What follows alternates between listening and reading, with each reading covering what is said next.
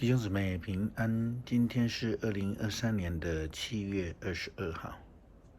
今天的经文是诗篇139篇第1节到12节，23节到24节，出埃及记第14章第9节到25节，马太福音第7章15节到20节。今天要跟大家分享的主题是因果关系。谈到因果，大部分的人会直接连接到佛教的因果论，但这与基督信仰所强调的因与果其实是不同的。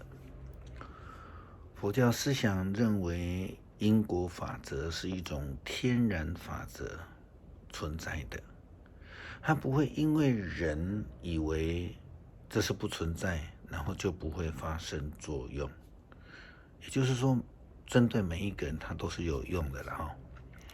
所以，因为这样子，佛教就发展出所谓的修行的方式，意图来改变人的因果。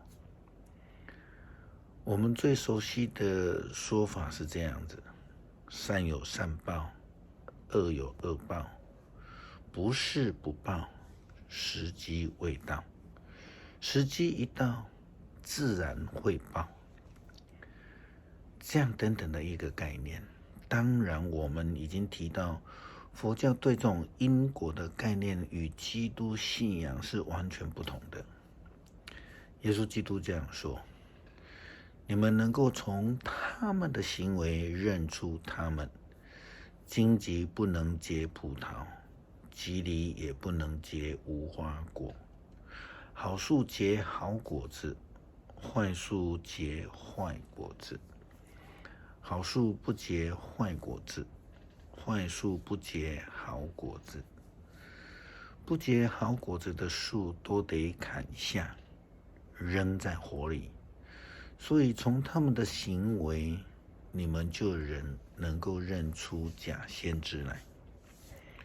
树与果有连带的关系，所以我们见到的果实就应该知道树。基督信仰强调的是一种生命的展现，而不是一种自然的结果。人可以因为信仰的关系而被改变，生命的状态来被改变，不但能够得到生命的福乐，更能够因为相信而使生命这种景象全然的不同。信与不信的结果当然是不同的。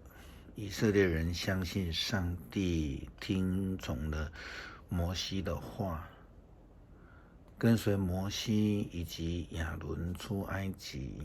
他们跟随了摩西以及摩西所介绍的上帝之后，并不是从此就一帆风顺，反倒遇到了许多次的艰难，甚至有生命的考验或是危险。这种境遇绝非是佛教所说的那种自然因果论，这反倒是一种信心的因果。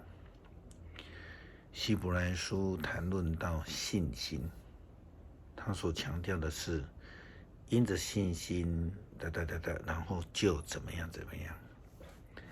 出埃及记第14章第9节到25节的经文记载了出埃及的以色列人遇到了第一个大难题，是前无去路，后有追兵这样的一个大困境。圣经记载以色列人当时候的反应，埃及的军队包括战马、战车和骑兵，一直追赶着以色列人，到了红海边境他们扎营的地方。那地方靠近比哈西路和巴利喜分。以色列人看见埃及王和他的军队赶上他们，就非常的恐惧，就向上主来求救。这是因果关系吗？这并非民间宗教的论点，而是基督信仰的观点。因为以色列人选择了相信上帝，因此遇到了大困境。以色列人求救吗？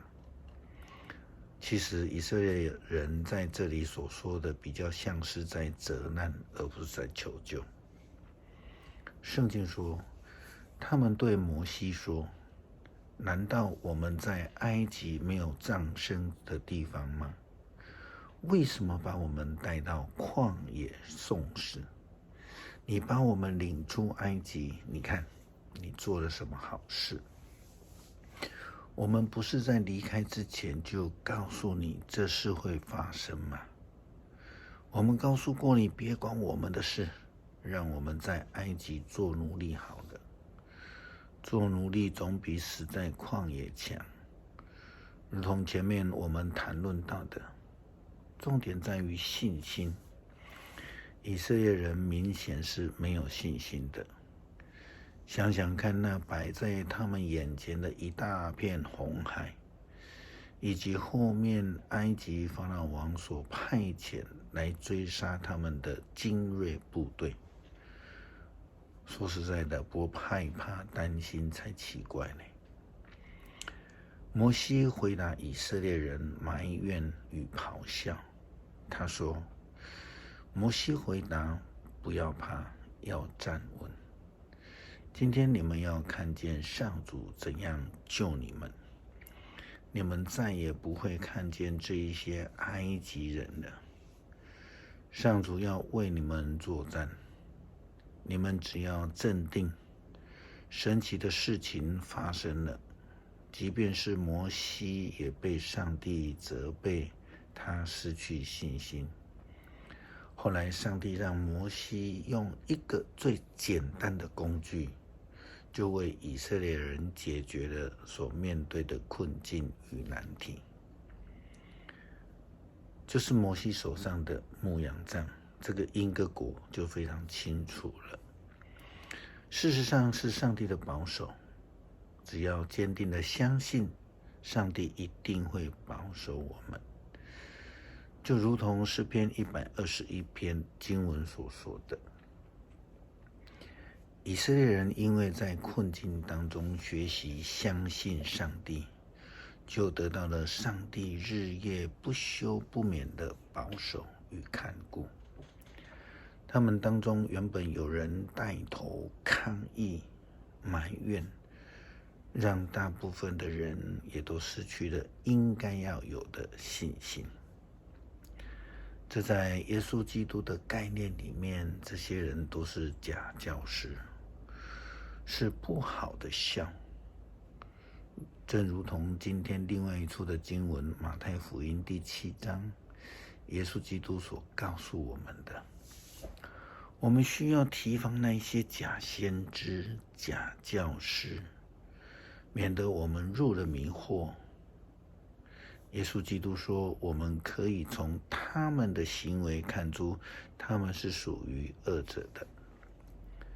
如同追赶以色列的埃及精锐部队，他们虽然看到变成干地的这个海底，也跟随着进入了海底，但是他们卡住了，也因为他们不相信上帝，所以他们心里就起了怀疑。他们这样说道：上主帮助以色列人攻打我们，我们赶快逃吧。从这些不同的对话、不同的表现，这个当中我们就可以体会出信心的本质，或是这些人是不是属于上帝的，或者与上帝敌对。求主帮助我们真的能够拥有坚定的信心，领受上帝特别的保守。诗篇139篇第1节到12节，上主啊，你洞察我，你认识我，我的一举一动你都知道。从遥远的地方，你也晓得我的心思，我工作或休息，你都看见。你知道我的所作所为，我没有开口，你已经知道我要说什么。你前后左右环绕着我，你用你的能力庇护我，你对我的认识高深莫测，不是我所能理解。我往哪里去才能躲开你呢？我到哪里去才能逃避你呢？我上了天，你一定在那里；我潜伏阴间，你也在那里。我纵使飞往日出的东方，或往西方的海极，你一定在那里带领我，你会在那里帮助我。我可以要求黑暗遮蔽我，或要求周围的亮光变成黑暗。但是对你来说，黑暗不算是黑暗，黑夜跟白昼一样的光亮，黑暗跟光明全都是一样。上帝啊，求你查验我，你知道我的心思，求你考验我，洞悉我的心思，求你看看我有没有狂妄的思想，求你引导我走永生的道路。阿们。